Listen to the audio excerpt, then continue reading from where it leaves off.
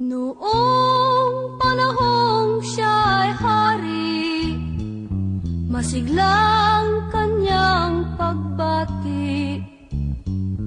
Mahigpit ang hawak ng mga daliri, at ang lakad na may matuwid. Mahusay ang kanyang talumpati, makisig kung siya'y magdamit.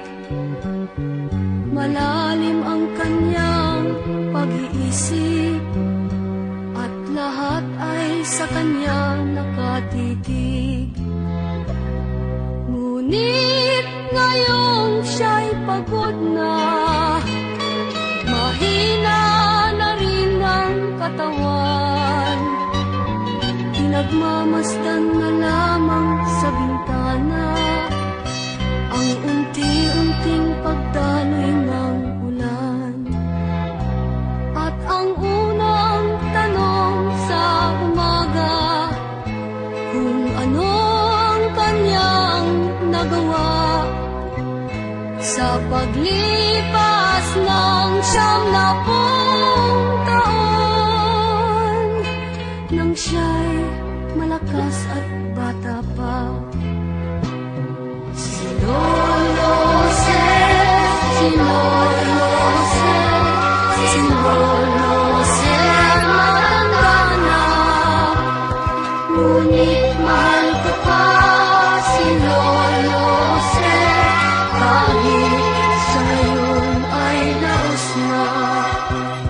Sa piling ng mga alaala, lagi na lamang nag-iisa. Kahit sulyap walang maaasahan, sa anak na di man siya mapagbigyan.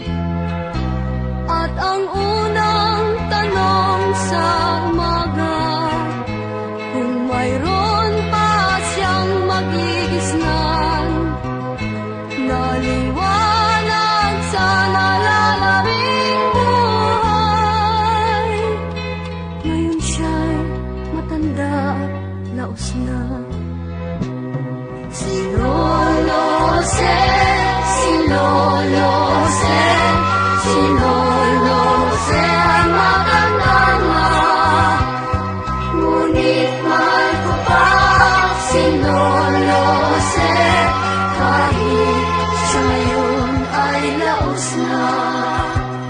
Sa dilim ng kanyang pag-aasam, maghapon na lang nakabantay. Kung kanyang matatanaw pa ang hiwaga nang hindi malimot niyang nakaraan.